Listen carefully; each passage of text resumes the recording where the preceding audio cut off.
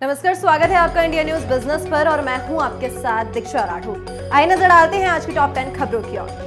आज सोने और चांदी के दामों की बात करें तो आज सोने और चांदी के दामों में तेजी है। MCX पर सोने की कीमत 140 रुपए चढ़ गई है, जिसके बाद 10 ग्राम सोने का भाव 62,100 के पार ट्रेड कर रहा है, जबकि सोने का ऑल टाइम हाई लेवल 64,063 रुपए प्रति 10 ग्राम है। वहीं चांदी की कीमत में भी आज बढ़ोतरी हुई है। MCX पर चांदी 267 रुपए उछलकर 72,040 रुपए प्रति किलोग्राम पर कारोबार कर रही है। बात करें इंटरनेशनल मार्केट की तो कॉमेक्स पर सोने का रेट $2,024 प्रति औंस पर ट्रेड कर रहा है। चांदी की कीमत भी $23 प्रति औंस पर पहुंच गई है। भारत में मार्केट शेयर्स के हिसाब से भारत के जो टॉप 5 स्मार्टफोन कंपनीज हैं उसमें जो 5वें नंबर पर कंपनी आती है वो ओप्पो आती है। ओप्पो का जो मार्केट शेयर है वो 9% का है।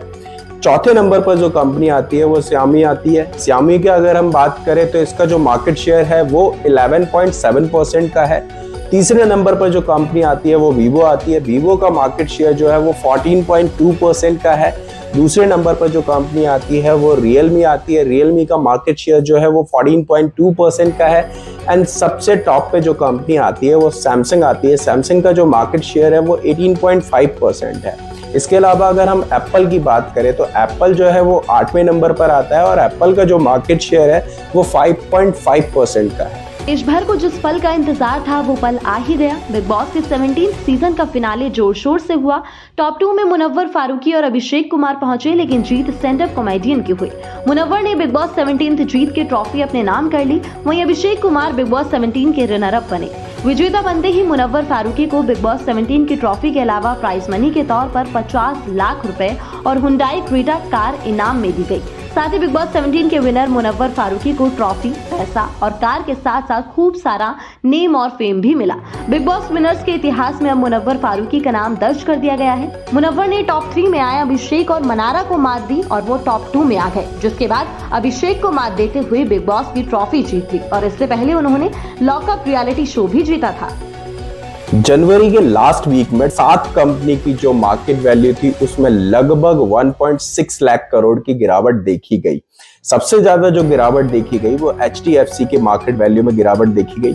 HDFC की मार्केट वैल्यू में जो गिरावट देखी गई वो 32,661 करोड़ की देखी गई। उसके बाद LIC में जो मार्केट वैल्यू में गिरावट देखी गई वो 20,683 करोड़ की देखी गई। TCS की मार्केट वैल्यू में 19,173 करोड़ की गिरावट देखी गई। SBI की मार्केट वैल्यू में 16,600 करोड़ की गिरावट देखी गई और ITC की मार्केट वैल्यू में 15,908 करोड़ की गिरावट देखी गई। हिंदुस्तान यूनिलीवर लिमिटेड की मार्केट वैल्यू में 9,210 करोड़ की गिरावट देखी गई और इसके बाद रिलायंस इंडस्ट्रीज की मार्केट वैल्यू में 1,928 करोड़ की गिरावट देखी गई।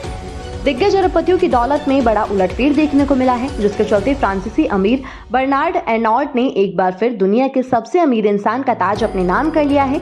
फॉर्ब्स के मुताबिक उन्होंने नेटवर्थ में आए तगड़े उछाल के चलते एलन मस्क को पीछे छोड़ दिया है। संपत्ति की बात करें तो बर्नार्ड एर्नॉल्ट की नेटवर्थ एक झटके में बढ़कर $207.6 अरब पर पहुंच चुकी है। इनकी संपत्ति में एक झटके में $18.6 अरब का इजाफा देखने को मिला है। इस उछाल के साथ वो एलन मस्क से आगे निकल गए हैं।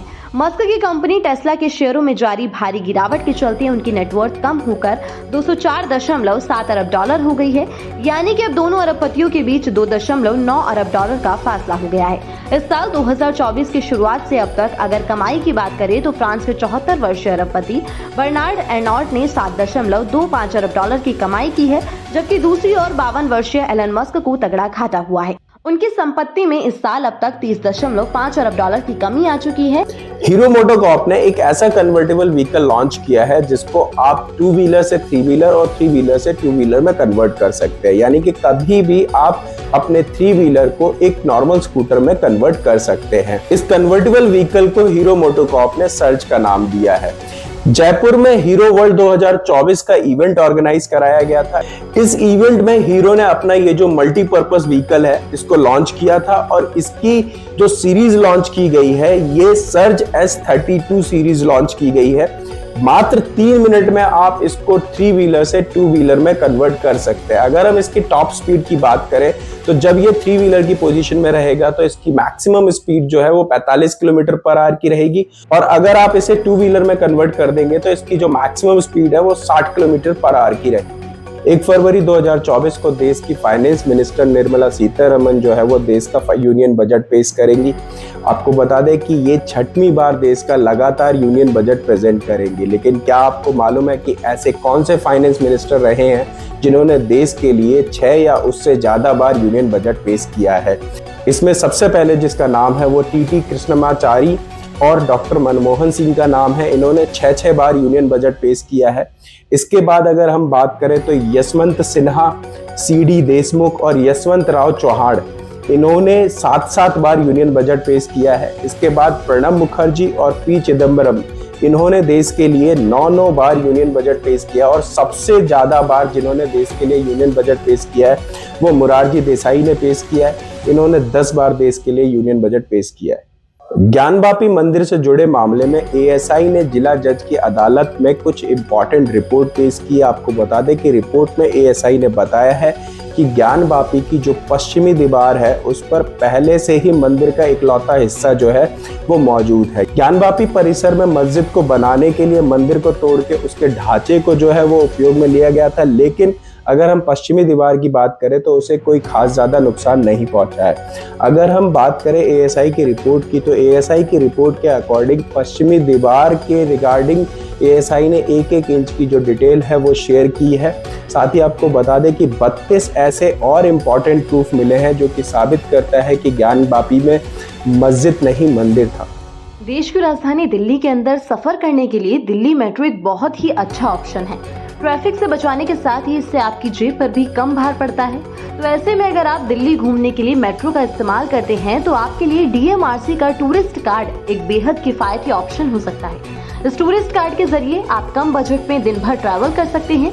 DMRC के किसी भी स्टेशन पर जाकर आप ये टूरिस्ट कार्ड बनवा सकते हैं। 1 दिन या 3 दिन की वैलिडिटी वाले इस कार्ड के साथ आप दिल्ली मेट्रो के अंदर अनलिमिटेड बार सफर कर सकते हैं। इसके लिए आपको कोई एक्स्ट्रा चार्ज नहीं देना होगा। 1 दिन की वैलिडिटी वाले टूरिस्ट कार्ड की कीमत 150 रुपए है, जिसमें 50 रुपए रिफंडेबल है और 3 दिन वाले टूरिस्ट कार्ड की कीमत 500 रुपए है। इस कार्ड में भी 50 रुपए रिफंडेबल सिक्योरिटी डिपॉजिट के शामिल है। इस टूरिस्ट कार्ड का इस्तेमाल एयरपोर्ट एक्सप्रेस लाइन को छोड़कर सभी मेट्रो स्टेशन पर अनलिमिटेड बार किया जा सकता है। आज बाजार में दिखी हरियाली। निफ्टी की बात करें तो आज निफ्टी 385 अंकों की मजबूती के साथ 21,737 के ऊपर आके बंद हुआ। तो वहीं सेंसेक्स में भी करीबन 1240 पॉइंट्स की मजबूती देखने को मिली और आज सेंसेक्स 71,941 के लेवल पर क्लोज हुआ। आज के टॉप गेनर्स की बात करें तो ONGC आज का टॉप गेनर रहा, तो वहीं AU स्मॉल फाइनेंस आज का टॉप लूजर बना। BSE के 30 शेयर्स में से 25 शेयर हरे निशान में जाके बंद हुए और 5 शेयर्स लाल निशान पर जाके बंद हुए।